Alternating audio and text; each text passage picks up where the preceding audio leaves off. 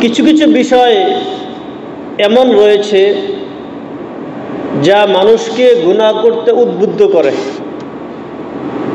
যেমন একাকিত্ব। আপনি যখন কোথাও একা থাকবেন, নির্জনে থাকবেন, এই নির্জনতা, এই একাকিত্ব আপনাকে গুনার দিকে নিয়ে যাবে। আপনি কোনো একটা রুমে একা আছেন, একা বসে আছেন, কোথাও একা আছেন, এই একাকিত্ব আপনি একা নয়, আপনার সাথে শয়তানও থাকে। তার মানে কি আপনার সাথে আল্লাহ থাকে না?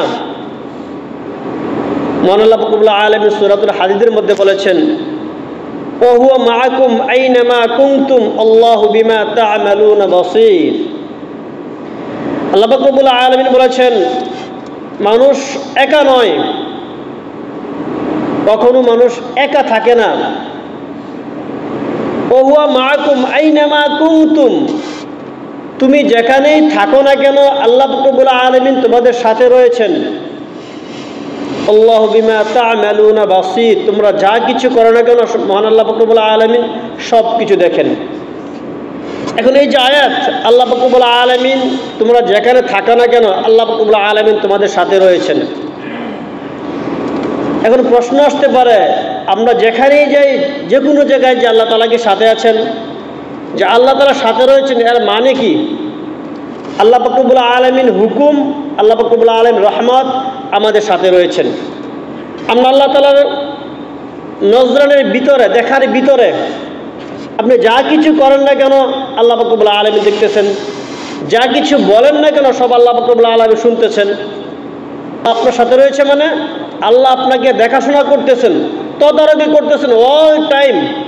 বান্দা তুমি কোথায় যাও, কি করো না করো, সব কিছু বান্দা আমি তোমাকে অবলম্বন করতেছি, একটা সিস্টেমের ভিতরে আছি, তুমি একটা সিস্টেমের ভিতরে আছো। আল্লাহ তাআলা কোথায় আছেন? আল্লাহ তাআলা কোথায় আছেন? আর রহমানু আলাল আরশি ইস্তাওয়া। আল্লাহ রাব্বুল আলামিন কোথায় আছেন? আরশে আজিমে আছেন। তো এই যে বলা হয়েছে এই আয়াতের মধ্যে যে আল্লাহ রাব্বুল আলামিন তোমাদের সাথে রয়েছে, তার মানে কি আল্লাহ তাআলার হুকুম আহকাম সব কিছু তোমাদের সাথে রয়েছে, আমরা আল্লাহ তাআলার দেখাশোনার ভিতরে আছি। তো এটা মনে করবেন না যে আল্লাহ রাব্বুল আলামিন আমাদেরকে দেখে না, আমরা একা না। আপনি যেখানেই যান না কেন, যে কোনো কাজ করেন না কেন আল্লাহ রাব্বুল আলামিন আপনাকে তদারকি করতেছেন। মানুষ একা আছি, মানুষকে আল্লাহ রাব্বুল আলামিন আমাদেরকে দেখে না, এটা বললে ভুল হবে। আলাম ইয়ালাম বিআন্নাল্লাহা ইয়ারা,